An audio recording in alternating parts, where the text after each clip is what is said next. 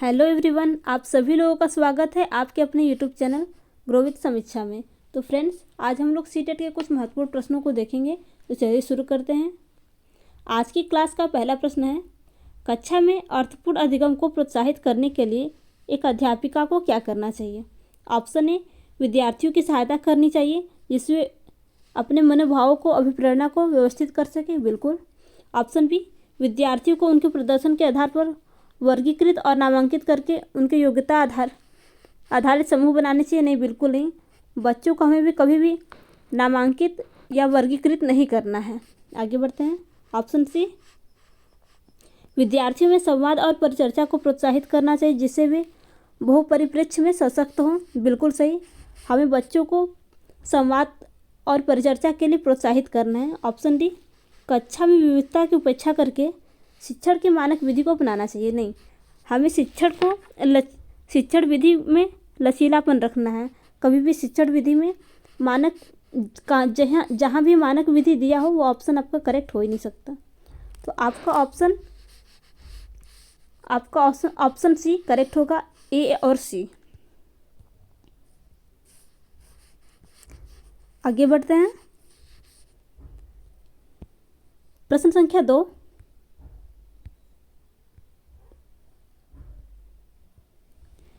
प्रतिकूल परिस्थितियों और वंचित पृष्ठभूमि वाले अधिगमकर्ताओं को संबोधित करने के लिए निम्नलिखित में से कौन सी पद्धति प्रभावशाली नहीं है। ऑप्शन ए, आपको बताना है इसमें से कौन सी पद्धति प्रभावशाली नहीं है। ऑप्शन ए, विद्यार्थियों को संतुलित चुनौतीपूर्ण लक्ष्यों के लिए अभिप्रेरित करना और उपयुक्त शिक्षण सहायता उपलब्ध कराना। ये आपका आंसर पॉजिटिव है। आगे बढ़ते हैं। कार्यकलापों के लिए सहयोगी समूह बनाना और विद्यार्थियों को एक दूसरे का समर्थन करने के लिए प्रोत्साहित करना, ये भी आपका आंसर पॉजिटिव है। अधिगमकर्ताओं से बातचीत करके उनकी आवश्यकताओं और उनके सम्मुख आई चुनौतियों को समझाना, ये भी आपका आंसर पॉजिटिव है। अधिगमकर्ताओं को विद्यालय के बाहर ट्यूशन पढ़ने के लिए कहना जिससे कि अध्यापक को उन पर अधिक ध्यान न देना पड़े, तो आपका ये आंसर निगेटिव है। इसमें से पूछा था कि प्रतिकूल परिस्थितियों और वंचित पृष्ठभूमि वाले अधिगमकर्ताओं को संबोधित करने के लिए कौन सी पद्धति प्रभावशाली नहीं है, तो आपका ऑप्शन डी करेक्ट हो जाएगा। आपका ऑप्शन डी करेक्ट हो जाएगा क्योंकि निगेटिव पूछा है, तो आपका ये आंसर करेक्ट होगा। प्रश्न संख्या 3,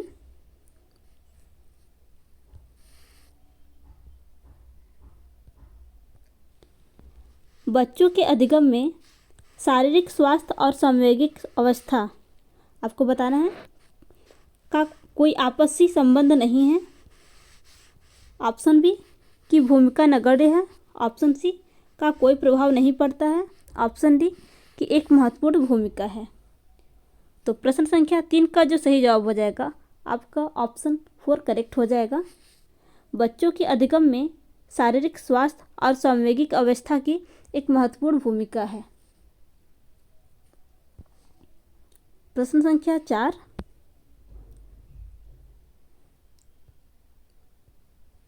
कक्षा में प्रभावशाली अधिगम के लिए वातावरण की रचना करनी चाहिए के बजाय वातावरण के, आपको बताना है इस रिक्त स्थान पे कौन सा कथन सही होगा। ऑप्शन ए, भयावह व सुसाध्य। ऑप्शन बी, प्रतिस्पर्धिक व सुसाध्य। ऑप्शन डी, सहयोगिक व प्रतिस्पर्धिक। ऑप्शन डी, प्रतिस्पर्धिक व सहयोगिक। तो प्रश्न संख्या 4 का जो आपका सही जवाब हो जाएगा आपका ऑप्शन सी करेक्ट होगा। देखते हैं। कक्षा में प्रभावशाली अधिगम के लिए सहयोगिक वातावरण की रचना करनी चाहिए बजाय प्रतिस्पर्धिक वातावरण के, तो आपका ऑप्शन सी करेक्ट होगा। प्रश्न संख्या 5, निम्नलिखित में से कौन सा उदाहरण विद्यार्थियों के अधिगम के लिए अभिप्रेरित करने के लिए प्रभावशाली पद्धति है।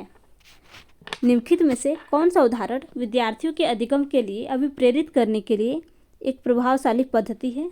ऑप्शन ए, वे कार्य देना जो बहुत सरल हो। ऑप्शन बी, प्रतियोगिताओं के लिए बहुत से अवसर प्रदान करना। ऑप्शन सी, पाठ उपलब्ध कराना, विशेषकर जब विद्यार्थी कोई नया कौशल सीख रहे हों। ऑप्शन डी, सीखने में ज़्यादा कार्य पूर्ण करने पर बल देना। तो प्रश्न संख्या 4 का जो आपका सही जवाब हो जाएगा, आपका ऑप्शन सी करेक्ट होगा। पाठ उपलब्ध कराना, विशेषकर जब विद्यार्थी कोई नया कौशल सीख रहे हैं तब।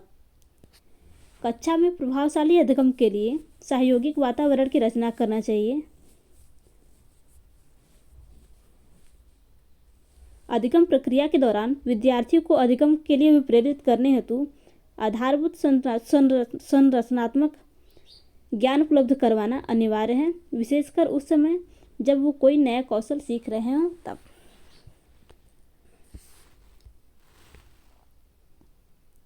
प्रश्न संख्या 6,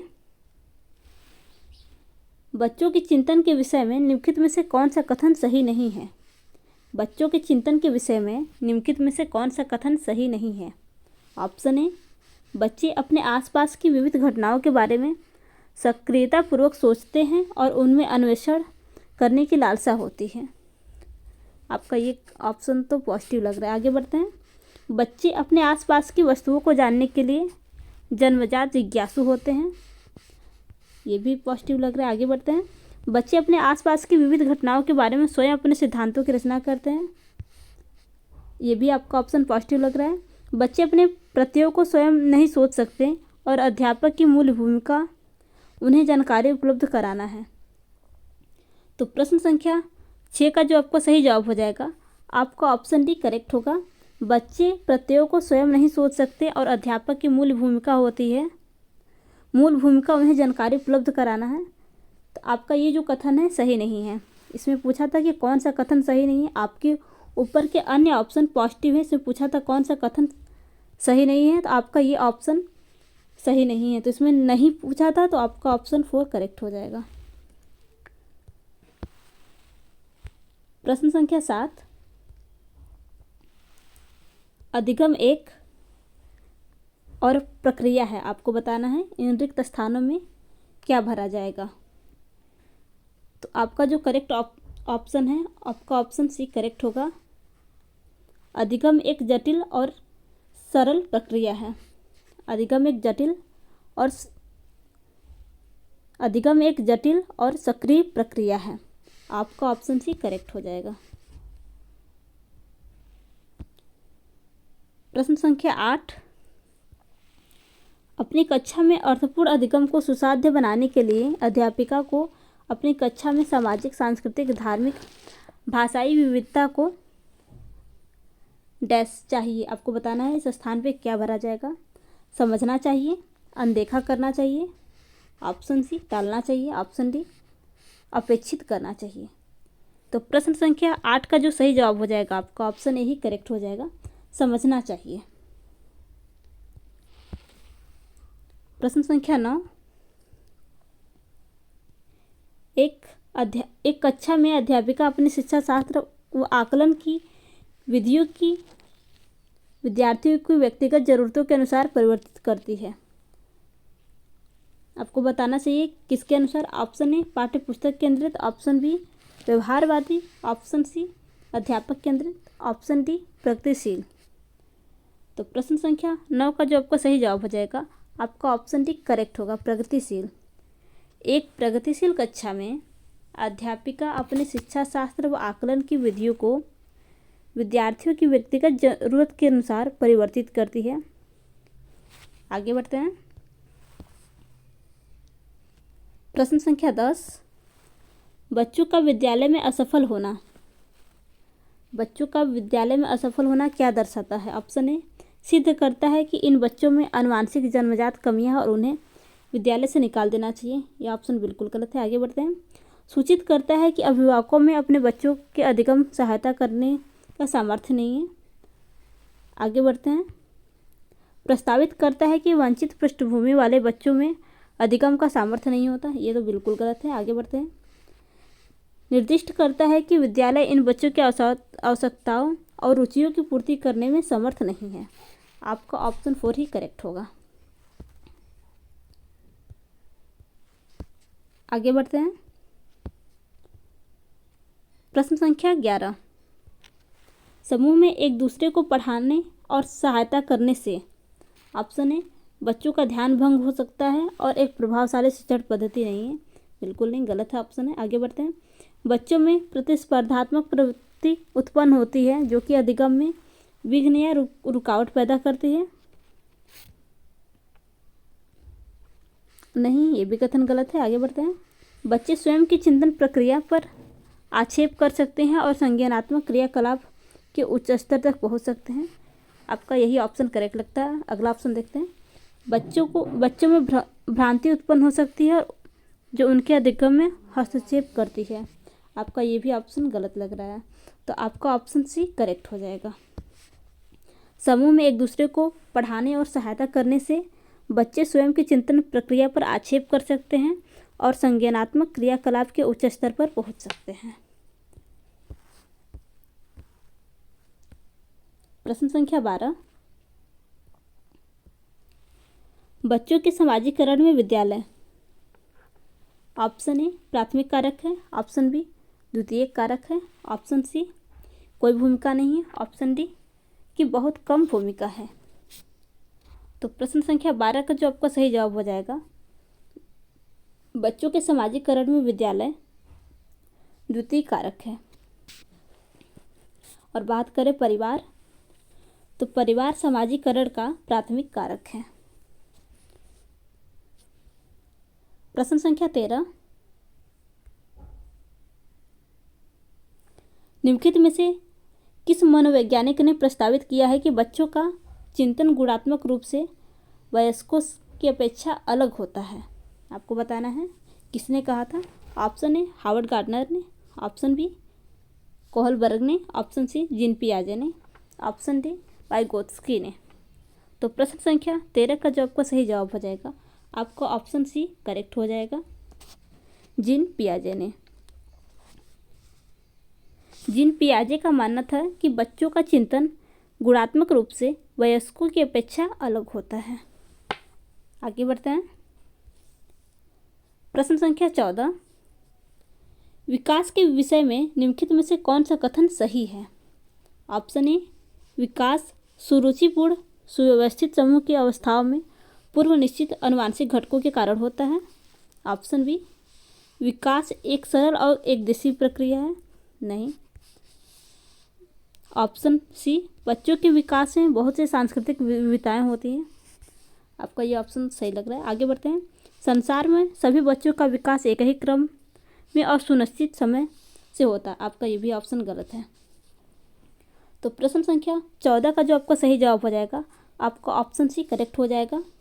बच्चे के विकास में बहुत से सांस्कृतिक विविधताएं होती हैं। प्रश्न संख्या 15। निम्नलिखित में से मध्य बाल्यावस्था की अवधि का मुख्य प्रमाण चिन्ह कौन सा है? ऑप्शन ए, पेशी कौशल और समग्र शारीरिक वृद्धि। ऑप्शन बी, वैज्ञानिक तर्क और अमूर्त रूप से सोचने की क्षमता का विकास। ऑप्शन सी, प्रतीकात्मक खेल का उभरना। ऑप्शन डी, तर्कसंगत विचारों का विकास जो कि प्राकृतिक रूप से मूर्त है। तो प्रश्न संख्या 15 का जो आपका सही जवाब हो जाएगा, आपका ऑप्शन डी ही करेक्ट होगा, तर्कसंगत विचारों का विकास जो कि प्राकृतिक रूप से मूर्त है। प्रश्न संख्या 16।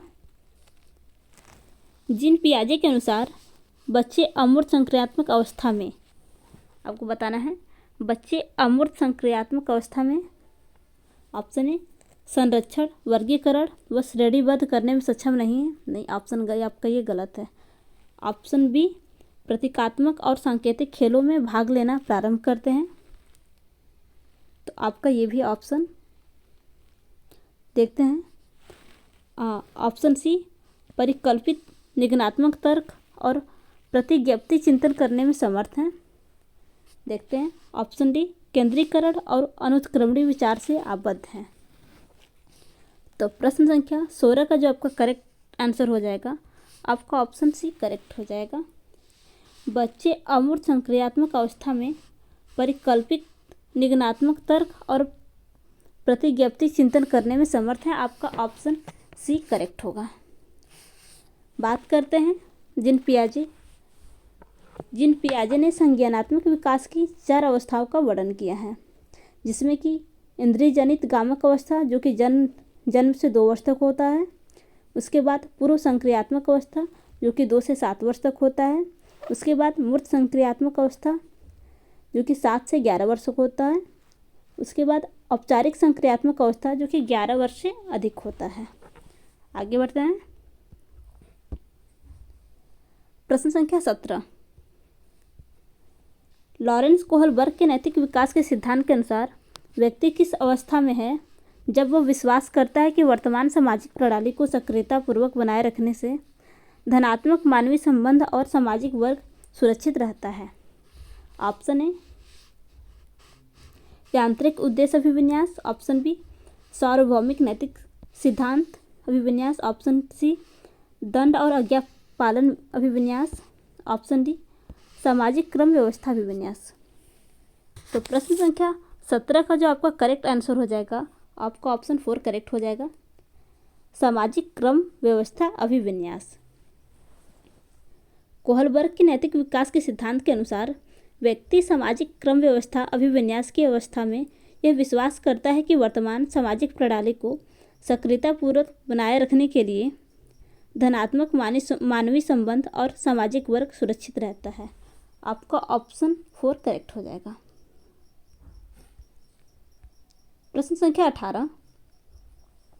बाल्यावस्था की अवधि में विकास आपको बताना है में केवल परिणात्मक परिवर्तन होते हैं। ऑप्शन बी अनियमित और असंबद्ध होता है, ऑप्शन सी धीमी गति से होता है, उसे मापा नहीं जा सकता, ऑप्शन डी बहुस्तरीय और मिश्रित होता है।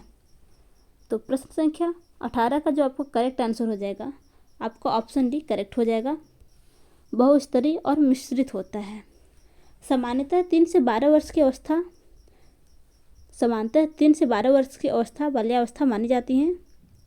विकास की दृष्टि से बाल्यावस्था एक जटिल अवस्था मानी जाती है। इस अवस्था में बच्चे का विकास बहुस्तरीय और मिश्रित होता है। मनोवैज्ञानिकों ने इस अवस्था को जीवन का अनोखा काल की संज्ञा दी है, यानी बाल्यावस्था को जीवन का अनोखा काल भी कहते हैं। आगे बढ़ते हैं। प्रश्न संख्या 19। निकृष्ट विकास का क्षेत्र क्या है? ऑप्शन ए वह प्रक्रिया जिसमें शुरू में विभिन्न समझ वाले 2 व्यक्ति समान समझ पर पहुंचते हैं, ऑप्शन बी वह प्रक्रिया जिसमें बच्चे समाज के वयस्क सदस्यों द्वारा निर्धारित विधि से कार्य करते हैं, ऑप्शन सी बच्चों के वर्तमान स्तर पर स्वतंत्र प्रदर्शन व वयस्क व अधिक कौशल वाले समकक्षियों की सहायता से बच्चों द्वारा उपार्जित किए जाने वाले प्रदर्शन के मध्य का क्षेत्र, ऑप्शन 4 विभिन्न प्रकार के कार्य जो किसी आयु के अनुसार बच्चों को करने चाहिए परंतु वह नहीं कर सकता। तो प्रश्न संख्या 19 का जो आपका करेक्ट आंसर हो जाएगा, आपका ऑप्शन सी करेक्ट हो जाएगा। निकृष्ट विकास के क्षेत्र में बच्चों के वर्तमान स्तर पर स्वतंत्र प्रदर्शन और वयस्क व अधिक कौशल वाले समकक्षियों की सहायता से बच्चों द्वारा उपार्जित किए जाने वाले प्रदर्शन का मध्य क्षेत्र है। आगे बढ़ते हैं।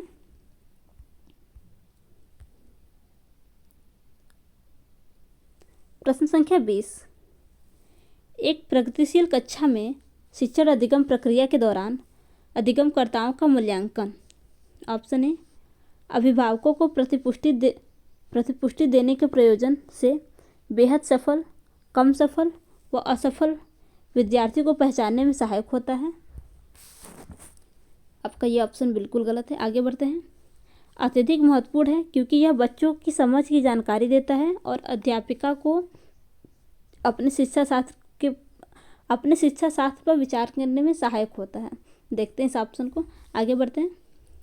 बच्चों के अधिगम में सहायक नहीं है, गलत। बच्चों की अधिगम प्रक्रिया में रुकावट उत्पन्न करता है, आपका ये ऑप्शन भी गलत है। तो प्रश्न संख्या 20 का जो आपका करेक्ट आंसर हो जाएगा, आपका ऑप्शन बी करेक्ट हो जाएगा।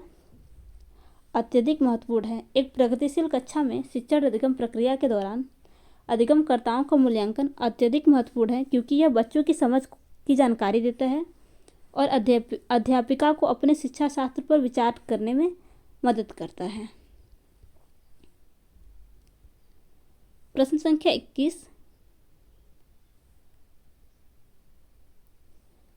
हावर्ड गार्डनर के बहुबुद्धि सिद्धांत के अनुसार निम्नलिखित में से कौन सा जोड़ा बुद्धि के प्रकार और अंतःस्थिति अनुपालन संभावना के अनुसार सही है? तो चलिए देखते हैं।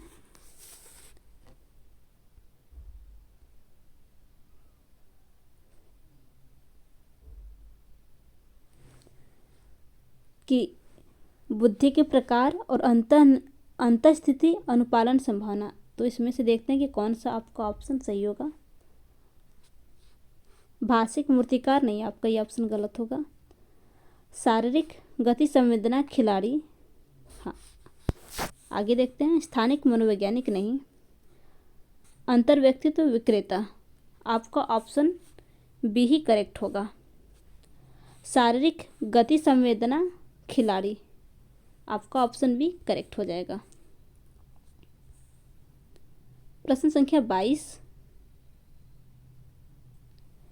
लेव वाइगोत्स्की के अनुसार ऑप्शन ए बच्चों का संज्ञानात्मक विकास चरणों में होता है, ऑप्शन बी स्कीमा के परिपक्वन से बच्चों में संज्ञानात्मक विकास अग्रसर होता है। नहीं, आगे बढ़ते हैं। ऑप्शन सी बच्चों के संज्ञानात्मक विकास में भाषा की एक महत्वपूर्ण भूमिका है। देखते हैं। ऑप्शन डी बच्चे भाषा अधिग्रहण यंत्र द्वारा भाषा सीखते हैं। तो प्रश्न संख्या 22 का जो आपका करेक्ट आंसर हो जाएगा, आपका ऑप्शन सी करेक्ट होगा। बच्चों के संज्ञानात्मक विकास में भाषा की एक महत्वपूर्ण भूमिका है। लेव वाइगोत्स्की भाषा को महत्वपूर्ण मानते हैं, तो आपका ऑप्शन सी करेक्ट होगा। बात करें ऑप्शन 4 की, तो भाषा अधिग्रहण यंत्र के बारे में चॉम्स्की के सिद्धांत में आपको ये मिलता है। आगे बढ़ते हैं।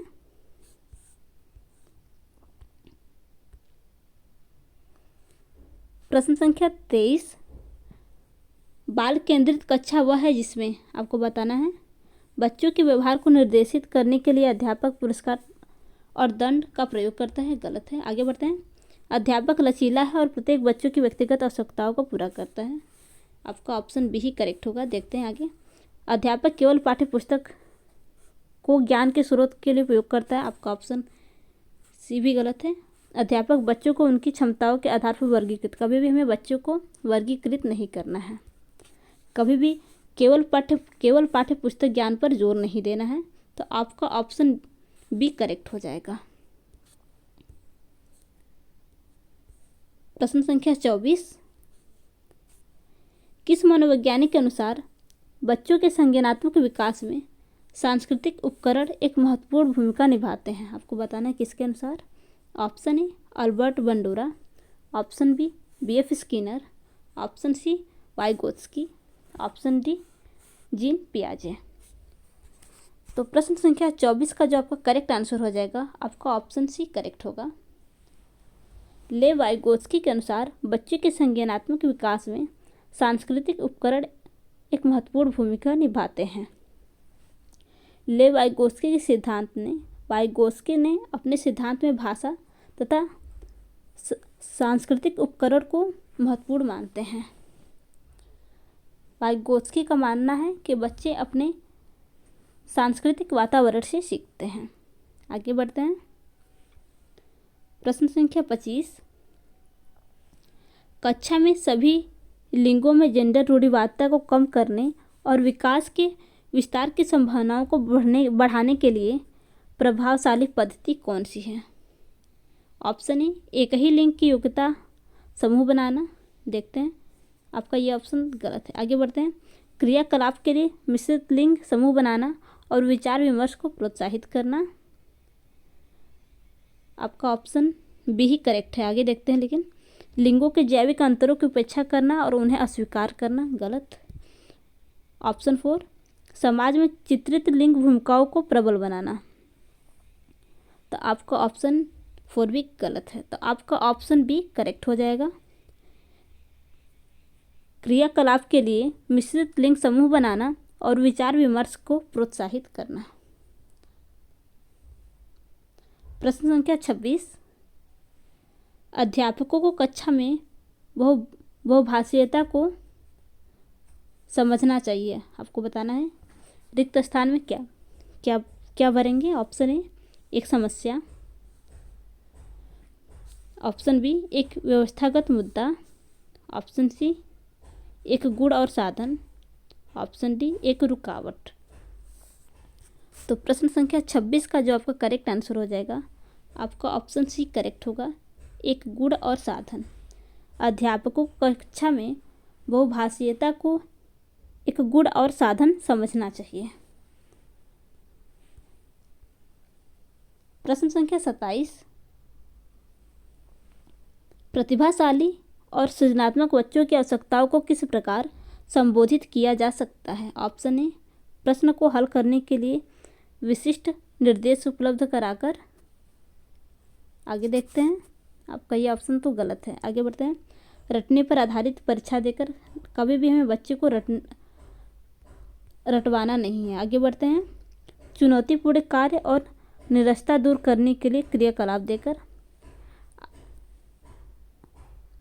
आपका ऑप्शन सी ही करेक्ट लग रहा है। आगे देखते हैं, वे प्रश्न देकर जिनमें अभिमुखी चिंतन की आवश्यकता है। तो प्रश्न संख्या 27 का जो आपका करेक्ट आंसर हो जाएगा, आपका ऑप्शन सी ही करेक्ट हो जाएगा, चुनौतीपूर्ण कार्य और निरस्ता को दूर करने के लिए क्रियाकलाप देकर। प्रश्न संख्या 28, पठन वैकल्य बच्चों की पहचान किस प्रकार की जा सकती है। ऑप्शन ए उनके पढ़ने और लिखने की कौशल के विश्लेषण से, ऑप्शन बी उनके जटिल व उच्च स्तरीय समस्याओं को हल करने की क्षमता का आकलन करके, ऑप्शन डी उनके सामाजिक और सांस्कृतिक संदर्भ को जानकर, ऑप्शन डी उन्हें पूर्ण शारीरिक स्वास्थ्य परीक्षण द्वारा। तो प्रश्न संख्या 28 का जो सही जवाब हो जाएगा, आपका ऑप्शन ए ही करेक्ट हो जाएगा, उनके पढ़ने और लिखने की कौशलता के विश्लेषण से। पठन वैकल्य बच्चों की पहचान उनके पढ़ने और लिखने की कौशलता के विश्लेषण से पहचाना जा सकता है। प्रश्न संख्या 29, आंशिक दृष्टि वाले विद्यार्थियों के लिए निम्नलिखित में से कौन सी अधिगम सामग्री उपयुक्त नहीं है। ऑप्शन ए बोलती पुस्तकें, स्पर्शी सूचना पट। आपका ये उपयुक्त है, इसमें पूछा है कौन सा उपयुक्त नहीं। आगे बढ़ते हैं, छोटी मुद्रण वाली कार्यशीट। तो आपका ऑप्शन बी ही करेक्ट होगा, क्योंकि इसमें पूछा है कौन सी अधिगम सामग्री उपयुक्त नहीं है। तो आंशिक दृष्टि वाले विद्यार्थियों के लिए छोटी मुद्रण की अगर कार्यशीट होगी तो ये अधिगम सामग्री बिल्कुल भी उपयुक्त नहीं है। आगे देखते हैं, बड़े आकार में मुद्रित पुस्तकें। तो ये आपका ऑप्शन पॉजिटिव है, त्रिविमीय नक्शे और चार्ट। ये भी आपका आंसर पॉजिटिव है। तो इसमें पूछा था कि कौन सा उपयुक्त नहीं है, यानी आपका निगेटिव आंसर। तो आपका ऑप्शन बी करेक्ट हो जाएगा, छोटी मुद्रण वाली कार्यशीट। प्रश्न संख्या 30, समावेशी शिक्षा के पीछे अंतर्निहित विचार है। ऑप्शन ए अलग अलग अक्षमताओं वाले बच्चों के लिए विशिष्ट शैक्षिक संस्थाओं का प्रावधान करना। गलत है। समावेशी शिक्षा में हमें सभी बालकों को एक ही शैक्षणिक संस्थान में शिक्षा प्रदान करते हैं। तो आपका ऑप्शन एक गलत हो जाएगा। देखते हैं ऑप्शन बी, दार्शनिकता की सभी बच्चों को नियमित विद्यालय में समान शिक्षा पाने का अधिकार। आपका ऑप्शन बी ही करेक्ट होगा। आगे देखते हैं, बच्चों को उनकी योग्यता के आधार पर पृथक करना और व्यावसायिक प्रशिक्षण का प्रबंध करना। हमें भी बच्चों को उसकी योग्यता के आधार पर कभी भी पृथक नहीं करना है, वर्गीकृत नहीं करना है। आपका ऑप्शन ये भी गलत है। बच्चों को अक्षमताओं के आधार पर उनकी सीमाओं की पहचान करके उन्हें नामांकित करना। हमें भी कभी भी बच्चों को नामांकित नहीं करना है। तो आपके सभी आंसर निगेटिव हैं। आपका ऑप्शन बी करेक्ट हो जाएगा, समावेशी शिक्षा के पीछे अंतर्निहित विचार जो होता है दार्शनिकता की सभी बच्चों के नियमित विद्यालय में समान शिक्षा पाने का अधिकार है। तो दोस्तों, अगर आपको आज की वीडियो अच्छी लगी हो तो वीडियो को लाइक तथा चैनल को सब्सक्राइब करना न भूलिएगा। धन्यवाद।